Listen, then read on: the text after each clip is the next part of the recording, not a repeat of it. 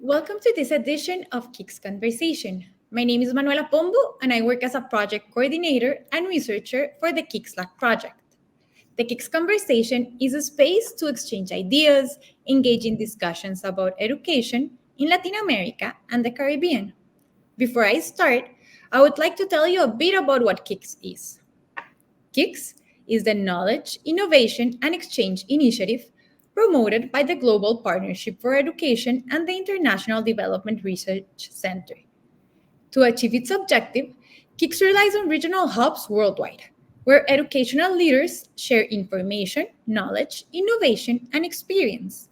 Among these hubs, SUMA, together with the Organization of Eastern Caribbean States, leads the Latin American and Caribbean Hub. The hub comprises 10 countries: Dominica, Grenada, Guyana, Haiti, Honduras, Nicaragua, St. Lucia, St. Vincent and the Grenadines, Guatemala, and El Salvador. On this occasion, it's a pleasure to introduce Mr. Don Howell, the president of St. Lucia's Teachers Union. Welcome, Mr. Hollowell. Thank you, Howell. Thank you for accepting our invitation today. Thank you. Thank you for the invitation. It's a pleasure to be here with you and to share some of my thoughts on the issues from a teachers union perspective. The I want to congratulate KIX for what they have been doing, and I hope that through those initiatives we can reach educators and reach the policymakers so that we can improve education on a whole in St. Lucia, in the Caribbean, and the world. Thank you. We're so grateful to have this opportunity to talk to you about your professional trajectory and your insights, as you mentioned, and to delve deeper into some of the topics that you touched upon during your engaging presentation a few weeks ago. To contextualize our audience, we had a webinar a couple of weeks ago on learning assessment as part of our cycle of the knowledge mobilization on the use of evidence. I would like to start by introducing our guest. Mr. Don Howell is a certified teacher with a bachelor degree in education, specialized in education administration, and a Master of Arts in digital technologies, communication, and education. With over 15 years of dedicated service to St. Lucia Teachers Union, he currently serves as its president, following a tenure in various roles such as Public Relations Officer, General Secretary, and Vice President. Furthermore, Mr. Howell has contributed to the regional education, having served as the General Secretary of the Caribbean Union of Teachers from 2017 to 2022. Currently, he is pursuing a Master's of Philosophy in Education, focusing on educational policies at the University of West Indies, Cave Hill campus. So, Mr. Howell, before we start talking about the specific of learning assessment, we'd like to hear about your journey in education and within the Teachers Union. So to begin with, can you tell us how you first became involved in education and then joined the Teachers Union and how your career has evolved over the years? Uh, well, well, thanks for that, Manuela. Well, I became a teacher by chance, coming out of tertiary education. Um, I got employed as a teacher. Didn't think that I could be a teacher, but when I started, I remained, and I loved it, and decided to make it my life's career. The I began teaching at the St. Aloysius RC Boys Primary School, a school that I went to. Then I moved on to, while there, I began serving with the St. Lucia Teachers Union, get involved in their activities.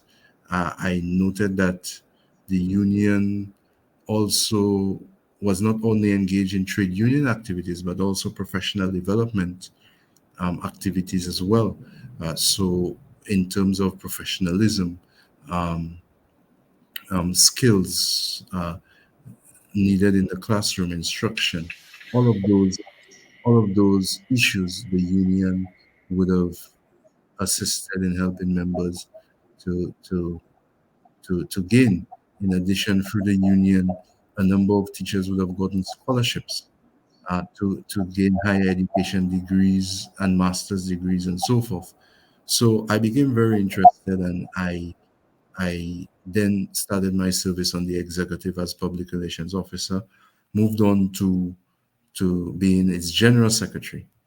Um, After becoming general secretary, I then became the vice principal of a all boys secondary school, St. Mary's College, and then its principal. And I also became the first vice president of the Teachers Union, and then subsequently the president. The I also served on the regional body of the Caribbean Union of Teachers, where I would have served on various committees before assuming the role as general secretary of the CUT. For me professionally, I want to remain contributing to education, being involved in policy development, being involved in in implementation of policy. So I I would want to to be involved with the administration. And as I aspire, as I continue to grow within the education system, uh, I I don't let the sky be the limit. I go a little higher because I want to ensure that I reach my fullest potential in there. So working with regional bodies, working with Ministry of Educations, working with Teachers Union, working to better the future, because it's through education we better the future.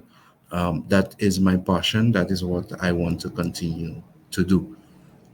But the Teachers Union continues to serve teachers and to develop them.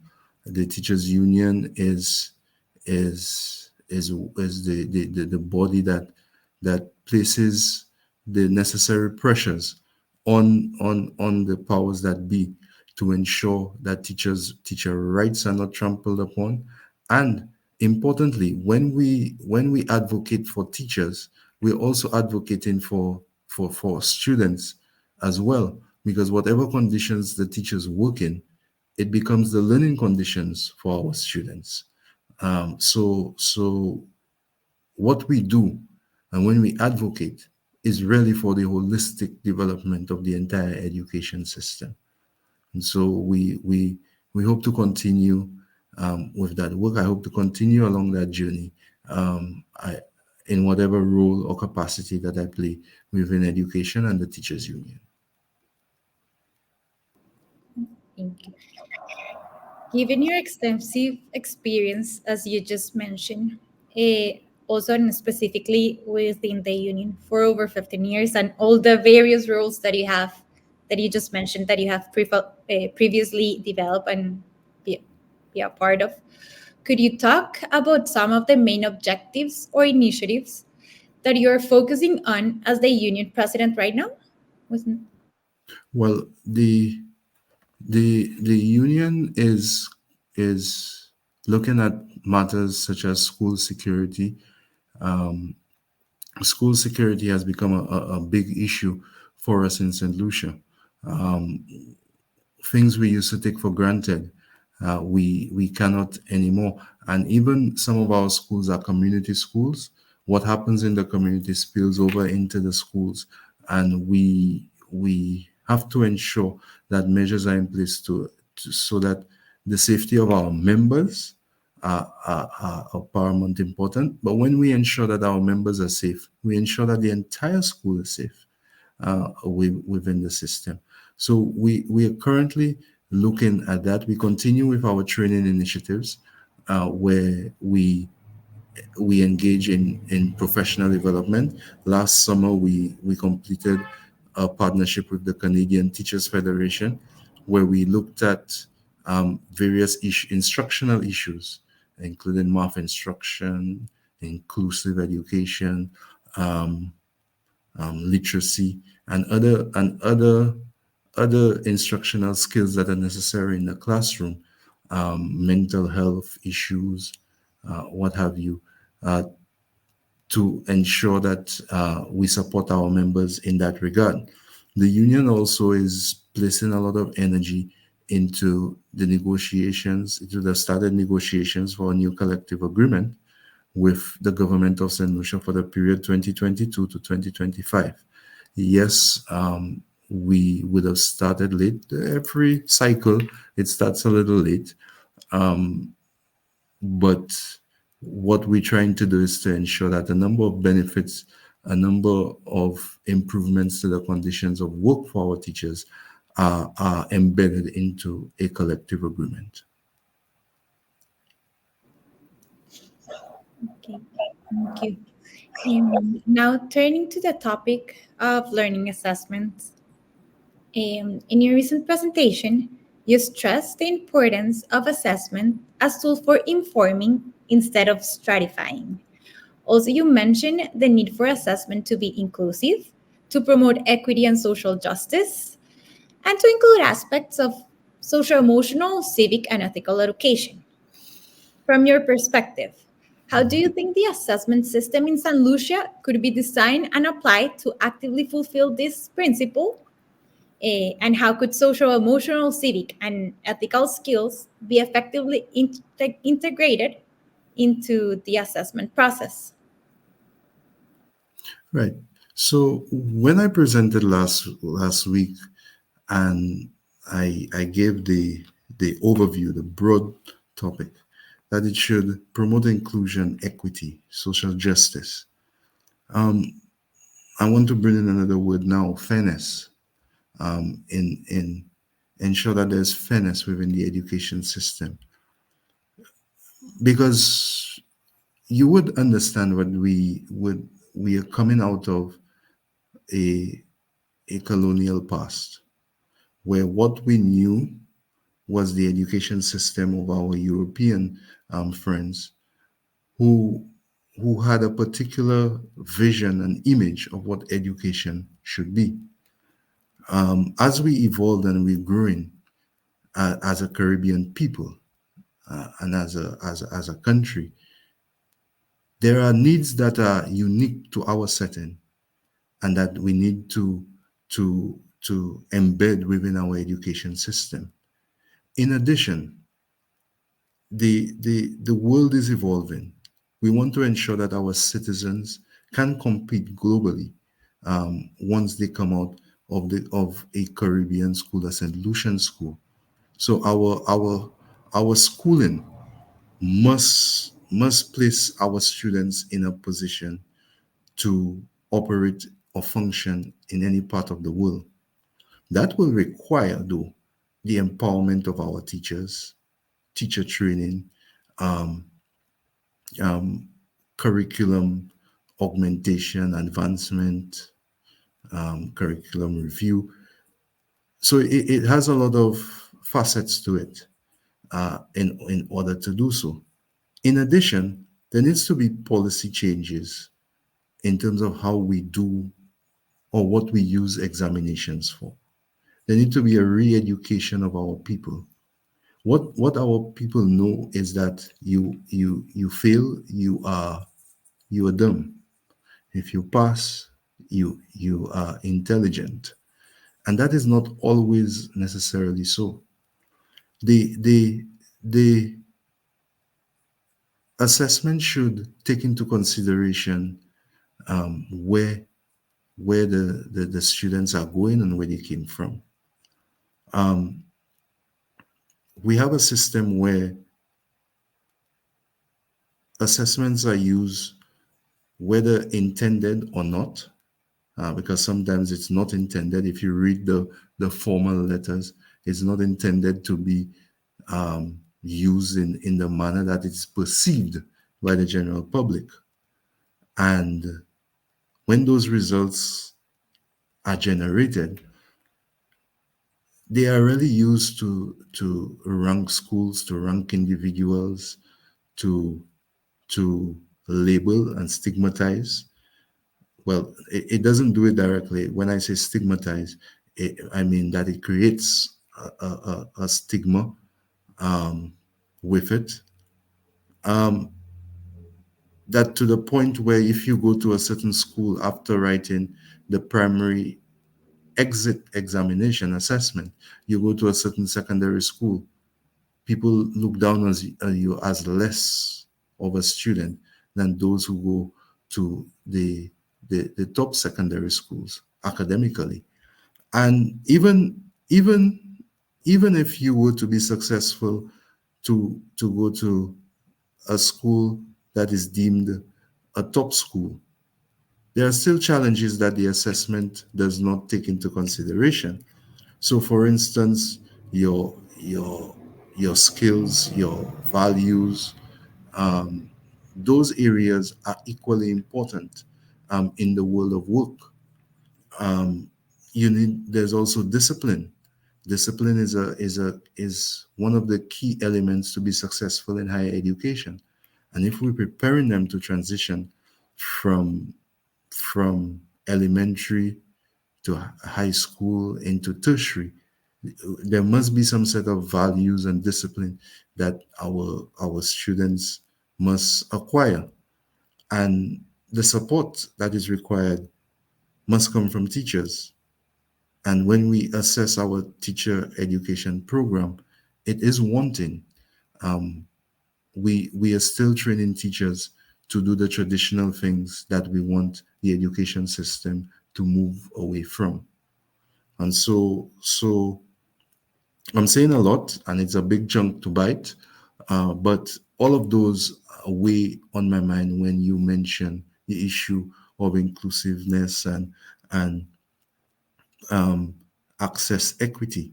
If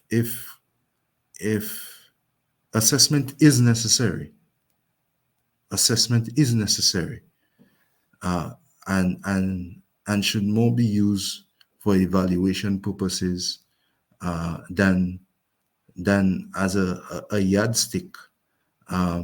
Many times, many times, teachers are assessed based on the grades that the students produce, not the journey that the teacher had with the students. And the journey could have been from a grade F to a D. There's improvement in that student, and the exam doesn't take into consideration any special deficiencies or special needs, not deficiencies, special needs that a child may require. But we just seen the D and say, hey, you don't meet the benchmark. And that teacher who would have probably worked very hard to get to that point is labeled or stigmatized as maybe not an effective teacher in the classroom. So all of those things are areas that we have to look at. Assessment should not scare children or have them run away from school. And if they are constantly failing, it also is a contributing factor to indiscipline, which creates more pressures on our teachers. And so the programs, what we place emphasis on are a few major examinations at some certain points, but really our program should be geared at if you assess, you evaluate what are the needs and how we could provide further support. That in all cases is not being done, and even if a student were to get a B plus, what are the areas that are needed for support does not come out in our assessment, and then to know what strategies, what level of support that those students would need would not be informed as well by our assessment. So there are gray areas that we must delve a little deeper into, give a lot of thought to, and go. There was once the issue of zoning, partial zoning of schools, so that persons from the south of the island wouldn't have to travel to almost 2 hours early morning to get to a school that is deemed a top school. They could get all of the assessment um, all of the resources within the area. Um, their choice if they want to travel, but they don't necessarily have to. Um, the the the assessment doesn't inform the resources that are required by schools or teachers. I have never seen the assessment result um, being used to determine the resources that you require for the next academic year. Is always from a blank sheet of generalized items, what resources you get for the academic year. Sorry, I've been going on and on. No, no, thank you for your reply. I actually have a couple of questions in this regard. I will start with the first one and some of the things that you mentioned. You mentioned professional development. So, Yes. what specific challenges do teachers in San Lucia face regarding learning assessment, and how could they be addressed? Also, what kind of professional development program do you believe would benefit teachers in this context? You mentioned that as the union had the initiative last year, I think it was for professional development, but Yes. maybe you could also talk a little bit what initiatives have the union done in this regard. Mm. So when it comes to assessment, what we have done in our program is looking at authentic assessment strategies, helping teachers to look assessment authentically in the classroom. But the teachers will tell you, and a major challenge for them is that they have an exam to prepare for, and all of the strategies that they may want to learn or they may want to apply in the classroom sometimes may not be humanly possible or applicable because there's a set exam that they have to work towards within a particular time frame that takes precedence over everything else. In other words, it places them into what I would call competition mode rather than an evaluation mode. So teachers would feel, hey, look, if I have my class, my grade 6 class going to do CPA, the pressure is on to complete SBAs, to complete the assignments, to complete the topics that are going to be examined, and we don't necessarily have time for ethics or for other skills that may be necessary, that they may want to take time to do.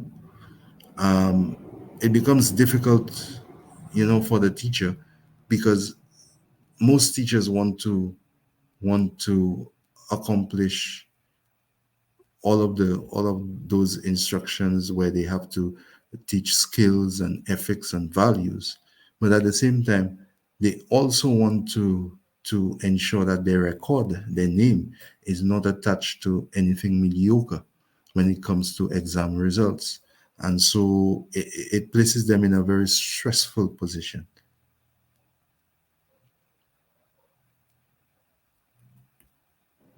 Okay, and from what you've mentioned, or to this end, and from your experience, what type of assessment or feedback system could it be most effective for the educational improvement, and how could the teacher directly use the learning assessment in their classrooms? How do you, so from your experience, eh, how could this feedback would be more effective or used or utilized to improve in the classroom?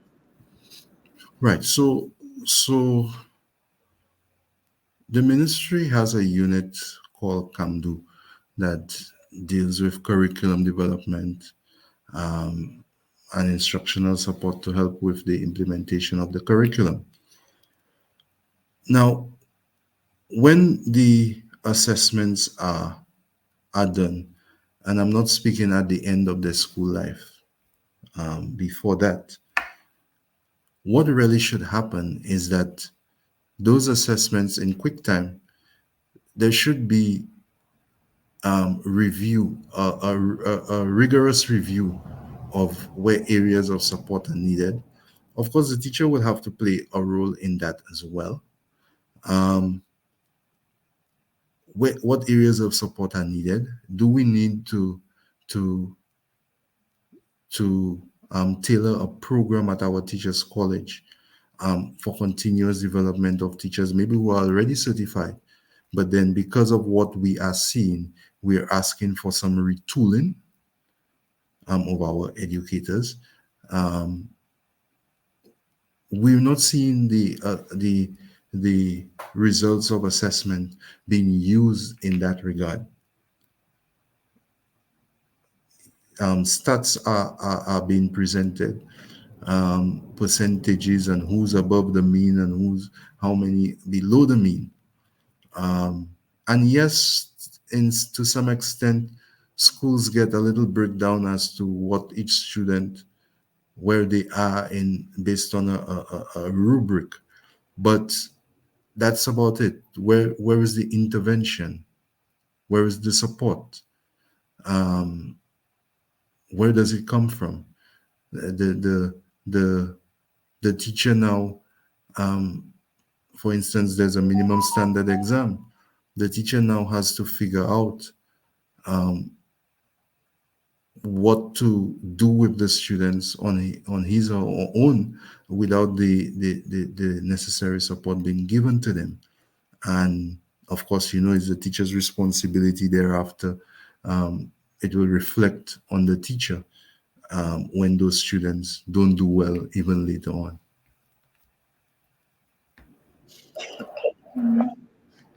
Taking your reply of what you just mentioned, and also recognizing the importance of collaboration across sectors, what, in your opinion, are key points to promote successful collaboration between different sectors in education? Um, Funny you would ask that because this is something that the Teachers Union has always advocated for. One of the things that we have told the ministry, eh, as it relates to teacher training, and I'll just stick with that one because it is the most, not that it was recent, it is the one that we reminded the ministry of most recently, that we have to revisit what is happening at our teachers training college. We have to look at whether the program is actually meeting the needs of the education system, really supporting teachers, and how do we make the college become instrumental in the continuous professional development, not just certification, but continuous professional development of teachers. And so what we are advocating for is to have um, a committee comprising of the union, the Ministry of Education, school administration, the Teachers College, so that there can be that discussion around teacher education and determine the direction for it and the rule so that the Teachers Training College can become an integral part of what is happening within the education system. Right now, it is an entity almost on its own, away in its own world, doing something, you're certified, and then we come down to the real world um, where teacher has to function and the settings that they would have learned at teachers college is really unrealistic. Okay, and as we are near the end of this discussion, could you mention why you consider learning assessment important in St. Lucia education system? And what reflection or invitation would you extend to the teachers of the region in this subject? Well, learning and assessment, very important. As a matter of fact, that is the essence of what we do as educators. We we we ensure that we have instruction that caters for all our students, all, inclusive of everyone. That everyone has a fair opportunity to learn. And you notice I have not said assessment, to learn, because in assessing and evaluating, it's supposed to guide you to employ new strategies in instruction that would assist students with their learning. But in order to achieve that, I would reiterate, we need empowered teachers. And in that regard, I would want to call for a review of the teacher training program. I also want the policymakers to consider the, the zoning and how they use examination results, and how and place mechanisms that would support teachers even more in evaluating the results and determining the, the, the instruction that is required or remediation where necessary. I know that our teachers throughout the region and in St. Lucia, especially where I come from, they go beyond the call of duty to ensure that the education system remains functional. That was evident during the COVID-19 shutdowns, and upon the resumption of face-to-face instruction, teachers did whatever was necessary to ensure that if there was any learning loss or if there was any remediation that had to be done, that they would do what is necessary to ensure that their students reach the standards that are required. So I want to encourage them to remain professional and to continue doing what they do with the best interests of the students in mind, and that they continue to collaborate with their, their teachers union in order to ensure that their rights are not trampled upon, and also they receive the necessary support that they require as they continue their hard work for the education system. I want to thank them for their service, and I want to thank them for their loyalty and guidance that they continue to provide to the St. Lucia Teachers Union. Thank you, Mr. Howell. It's been a pleasure to listen to you today and to that you have joined us today, and we hope to meet again soon. Also, a special thank goes to the organizing team, including GPE, IDRC, OECS, and the SUMA team for their contribution to this initiative. We invite our audience to stay connected with us via social network for updates and upcoming events and activities. Thank you all once again, and until the next time. All right, thank you.